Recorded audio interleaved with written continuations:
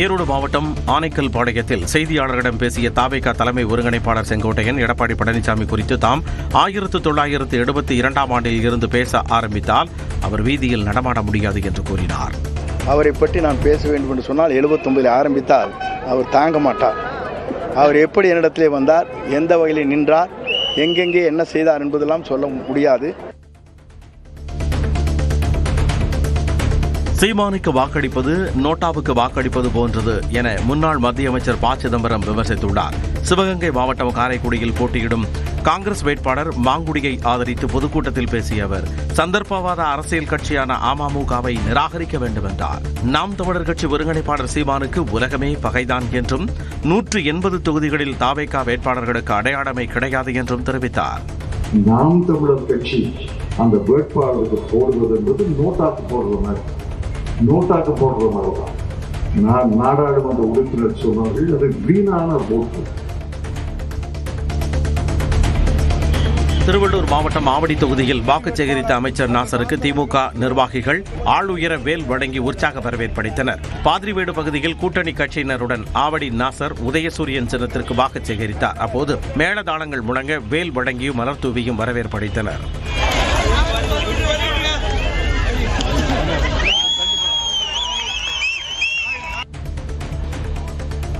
இரட்டை இலை சின்னத்தில் டப் என அழுத்தினால் பட்டென எல்லா திட்டங்களையும் கொண்டு வந்து விடுவேன் என முன்னாள் அமைச்சர் கடம்பூர் ராஜு கலகலப்பாக பேசி வாக்கு சேகரித்தார்.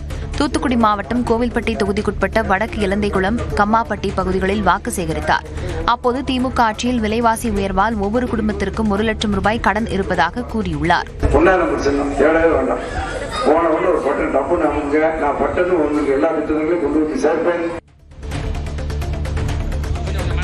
தஞ்சாவூர் மாவட்டம் ஒரத்தநாடு சட்டமன்ற தொகுதி திமுக வேட்பாளர் வைத்திலிங்கத்திற்கு 11 அடி உயரத்தில் 350 கிலோ கொண்ட பூமாலை அணிவித்து தொண்டர்கள் உற்சாக வரவேற்பளித்தனர். ஒரத்தநாடு தொகுதி நெடுவாக்கோட்டை பகுதியில் நாட்டிய குதிரை ஆட கிராமிய இசைக்கருவியான கொம்பு ஊதி வரவேற்று சுமார் 11 அடி உயரத்தில் 350 கிலோ கொண்ட பூமாலையை அணிவித்து தொண்டர்கள் உற்சாக வரவேற்பளித்தனர். இதனைத் தொடர்ந்து பல்வேறு பகுதிகளில் வைத்திலிங்கம் தீவிர வாக்கு சேகரிப்பில் ஈடுபட்டார்.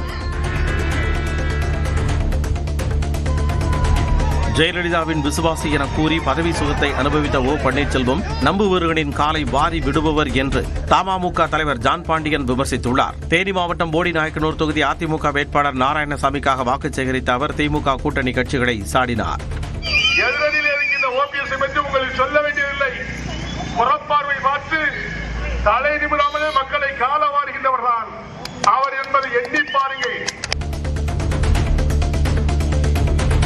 தற்போதுள்ள 543 உறுப்பினர்கள் எண்ணிக்கையிலேயே 33% இடஒதுக்கீட்டை மகளிருக்கு அமல்படுத்தினால் முழு மனதோடு வரவேற்போம் என்று நமாஸ்கனி எம்பி தெரிவித்துள்ளார். தஞ்சாவூரில் செய்தியாளர் சந்திப்பில் பேசிய அவர் அதிமுகவை பாஜகவிடம் அடமானம் வைத்துள்ள எடப்பாடி பழனிசாமி மசோதாவை ஆதரிக்கத்தான் செய்வார் என விமர்சித்துள்ளார். அவர் எடப்பாடி தான் அடிமை சாசனம் எழுதி கொடுத்துட்டு தானே இருக்கிறார். அவர் தெரிவித்தானே ஆகணும். பாரதிய ஜனதாவுக்கே தெரியும் இது இந்த மசோதா வெற்றி பெறாது என்று.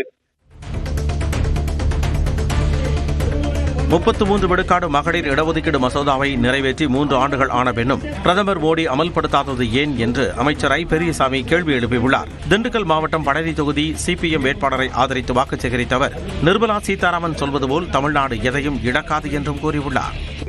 இடஒதுக்கீடு 3 வருஷம் 4 வருஷம் ஆச்சு. இவங்க நிறைவேற்றணும்னா நிறைவேற்றிக்கலாம். மோடி இதுவரைக்கும் என் காலம் தாழ்த்தாரு. அவர் மேல நான் அக்யூஸ் பண்றேன்.